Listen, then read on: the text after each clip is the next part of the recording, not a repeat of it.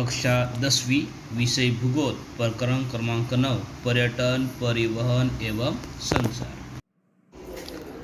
नमस्कार दोस्तों, आज हम लेसन नंबर 9 पर्यटन परिवहन एवं संचार इस पाठ का अध्ययन करेंगे। परिवहन, संचार, पर्यटन तथा अन्य उद्योग देश के आर्थिक विकास पर बड़े पैमाने पर प्रभाव डालते हैं। प्रस्तुत प्रकरण में हम भारत तथा ब्राज़ील के पर्यटन, परिवहन और संचार के विषय में तुलनात्मक अध्ययन करेंगे। इस अध्ययन के माध्यम से भारत तथा ब्राज़ील की अर्थव्यवस्था किस प्रकार की है,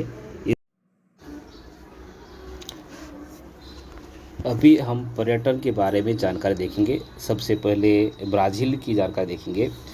ब्राज़ील में सफ़ेद बालू युक्त कुलीन है, आकर्षक एवं स्वच्छ तटीय प्रदेश है, सुंदर द्वीप, अमेजन के मैदान में स्थित घने वन, विभिन्न प्रकार के प्राणी एवं पंछी एवं राष्ट्रीय उद्यानों के कारण अंतर्राष्ट्रीय पर्यटक ब्राज़ील की ओर आकर्षित होते हैं, बड़ी मात्रा में यहाँ पर आते हैं।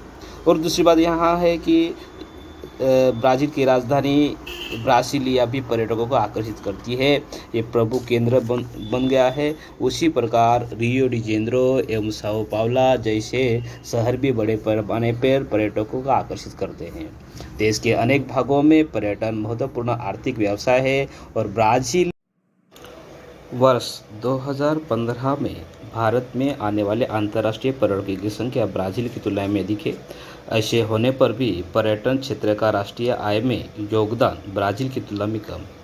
यह मूल रूप से उस देश की जनसंख्या एवं कुल राष्ट्रीय आय के मूल्य पर निर्भर है। मतलब वहाँ का मूल्य कितना है, जैसे कि ब्राज़ील का मूल्य भारत से ज़्यादा है तो वहाँ पर उनका आय जो है ज़्यादा है और भारत की आय जो क्या है, कम है।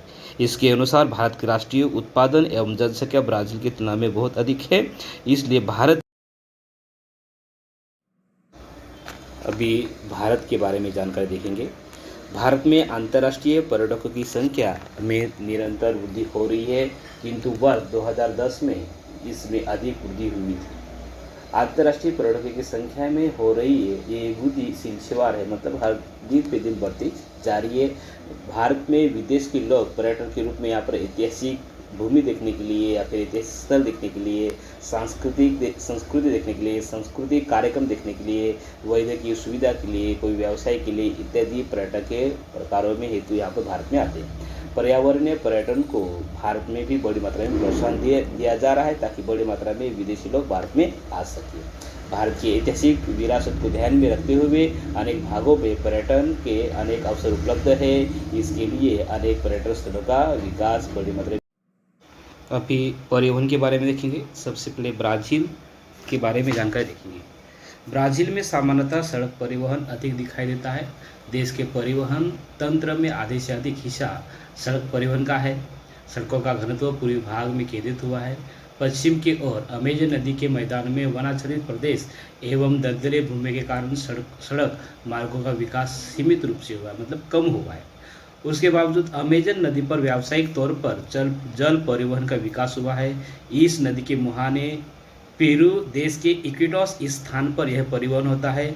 विश्व में आंतरिक परिवहन का सर्वाधिक लंबे विस्तार वाला करीब 3700 किलोमीटर का मार्ग यहाँ है। दक्षिण की ओर बहने वाली पराना नदी भी जल परिवहन हेतु उपयुक्त है।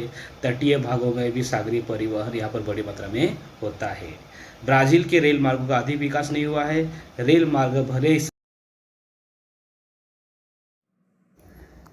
अभी भारत के बारे में देखते हैं। भारत में ब्राज़ील की तुलना में रेल मार्ग एवं सड़क मार्ग तंत्र अधिक सघन है। सड़क मार्गों से हर वर्ष करीब 85% यात्री परिवहन एवं 70% माल परिवहन होता है। रेल मार्गों का विकास के कारण यात्री एवं माल परिवहन सुलभ हो गया है और भारत की अर्थव्यवस्था वृद्धि रेल मार्गों का बहुत बड़ा योगदान महत्वपूर्ण माना गया है। भारत में रेल मार्ग यात्री परिवहन प्रमुख साधन रहा है और भारत में मध्य भाग में उत्तर पूर्वी राज्यों में राजस्थान में रेल मार्गों का जाल विरल हुआ, क्योंकि वहाँ पर आबादी बहुत कम है। उसके साथ साथ उत्तर भारत में बड़ी मात्रा में रेल मार्गों का जाल है, क्योंकि वहाँ पर आबादी बहुत अधिक है और उस देश में दूर के अंतर पार करने हेतु तो रेल मार्गों का महत्व अधिक बढ़ गया है। जल मार्ग परिवहन का सस्ता साधन है।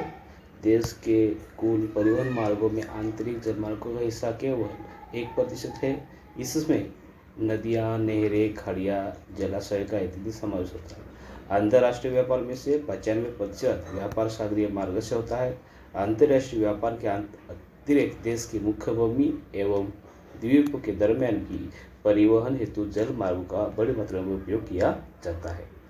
ब्राजील की तुलना में भारत में अंतर्राष्ट्रीय वायु परिवहन अधिक विकसित है। विदेशी तथा आंतरिक हवाई मार्गों का उपयोग भी यही बढ़ रहा है। अभी हम लोग संचार माध्यम के बारे में जानकारी देखेंगे। सबसे पहले ब्राजील में दूरसंचार सेवाएं बहुत विकसित एवं कुशल है। इसमें दूरध्वनि, भ्रमणध्वनि, दूरदर्शन प्रसारण, आकाशवाणी प्रसारण, संगणक एवं इंटरनेट का समावेश होता है। ब्राजील में 45% से अधिक जनसंख्या इंटरनेट का उपयोग करती है। ब्राजील के दक्षिण मध्य भाग में दूरसंचार सेवाएं बड़ी मात्रा में विकसित हुई है, परंतु उत्तर व पश्चिम भाग में ये सेवाएं बहुत ही कम हमें देखने के लिए मिलती है, क्योंकि यहाँ पर प्रदेश की संरचना थोड़ा खराब है, विस्तृत आकार है और यहाँ पर बहुत जनसंख्या भी बहुत कम है और घने वन है। ऐसी कुछ समस्या की वजह से यहाँ पर विकास जो है संचार माध्यम का विकास जो है बहुत कम हुआ है। फिर भी यहाँ पर कुछ क्षेत्रों में दूरध्वनि संचार तंत्र, इंटरनेट सेवा के उपयोग बड़ी मात्रा में वृद्धि हुई है। दूरसंचार सेवा का विस्तार बड़े पैमाने पर होने लगा है। अभी हम भारत की संचार माध्यम के बारे में देखेंगे। भारत का रेखांशीय विस्तार अधिक है। भारत के अति पूर्व एवं अति पश्चिम छोरों में समय का अंतर करीब 120 मिनट का है, किंतु भारत में केवल एक ही मानक समय है। स्थानिक मानक समय IST 82:30 सेकेंड पूर्व रेखांश निश्चित की गई है। यह देशांतर रेखा इलाहाबाद शहर के पास से गुजरती है। भारतीय मानक समय ग्रीनिच मानक समय से 5 घंटे 30 मिनट आगे है। भारत में इलेक्ट्रॉनिक माध्यमों की प्रगति के कारण दूरसंचार उद्योग बुद्धिमान क्षेत्र बन गया है। सूचना प्रौद्योगिकी एवं संचार माध्यम के युग से संगणक, भ्रमणध्वनि, इंटरनेट जैसे डिजिटल साधनों के बढ़ते भारत सर्वाधिक स्मार्टफोन एवं इंटरनेट उपयोगकर्ताओं का देश बन गया है। स्वदेशी प्रौद्योगिकी के आधार पर बनाए गए उपग्रह एवं प्रक्षेपण प्रौद्योगिकी के उपयोग से इस क्षेत्र में भारत का भविष्य उज्जवल रहा है।